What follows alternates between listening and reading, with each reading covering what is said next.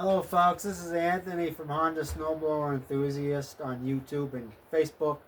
I've got my trusty old HS Honda 624. Was built around 1991. So it's 33, 34 years old. I've never done wheel maintenance on it. I've got tires on it, wheels. And the reason why you want to do this is because the wheels are held on by pins, on shear pins. And if you get too much rust on the drive axle and the wheel cements itself, it almost like welds itself onto the axle shaft. So the pin can't do its job and break if you get jammed up or you hit something and the pin should break, which protects the very valuable on the other side of this is the final drive gearbox. It helps protect that. So this has never been done on this machine, even though it's 30 years old. I've always keep it garaged or covered.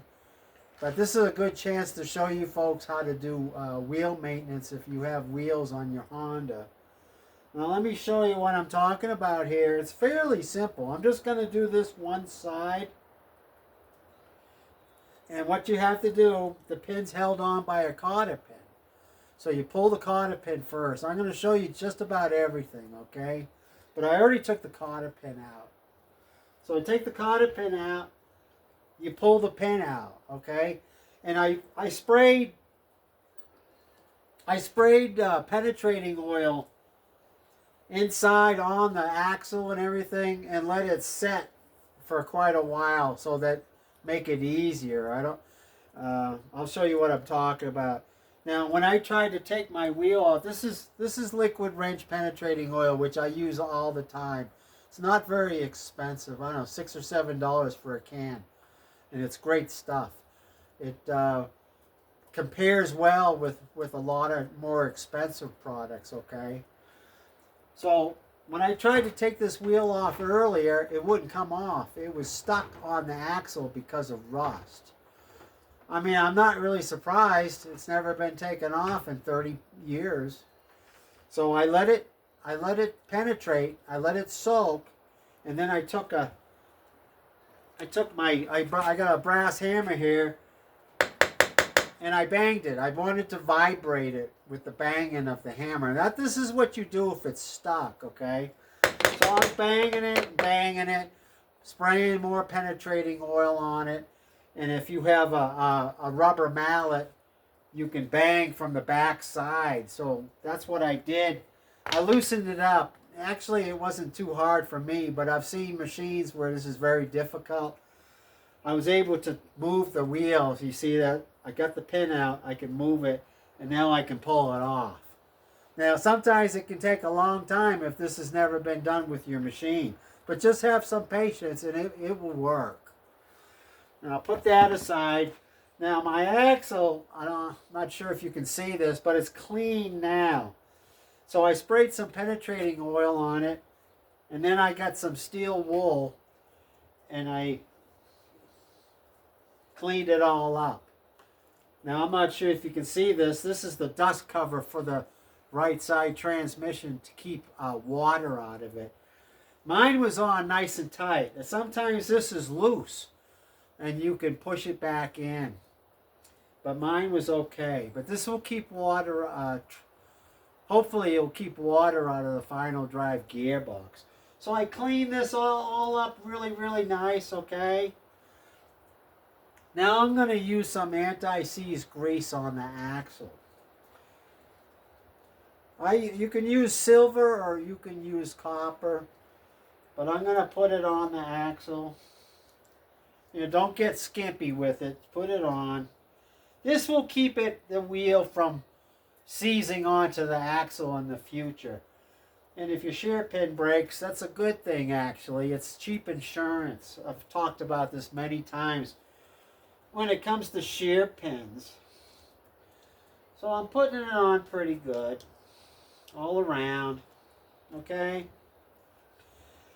And you can take some wire brushes and clean the inside. I do this so much. I've got a drill with a a boring brush on it. So I can go like this.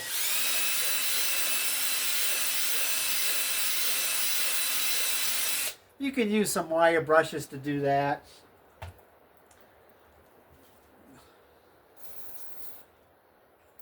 I'll spray some penetrating oil in there to kind of flush it out if there's any residue, okay? Then I put the wheel back on. Line up the hole.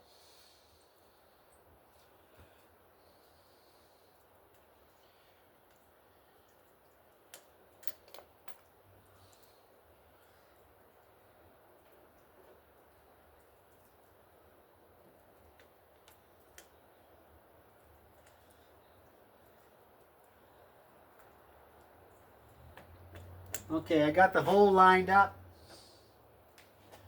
I'm going to release the transmission so I can turn it.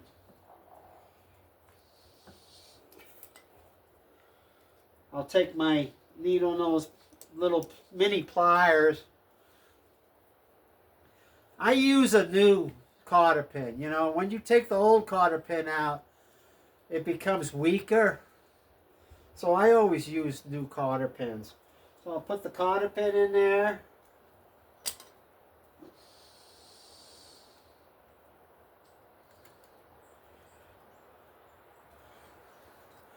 Then I'll use two pliers, mini pliers. I'll use one to hold the head.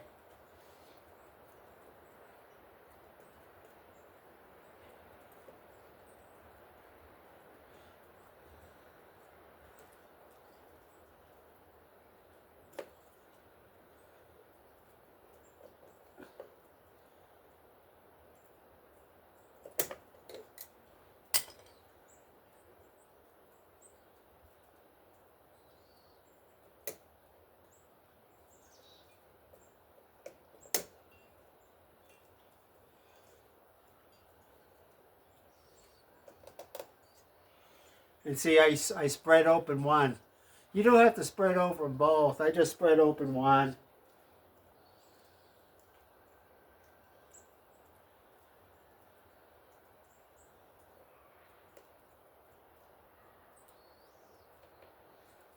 I'm not sure you can see that. I can zoom in, but the cotter pin's in there now.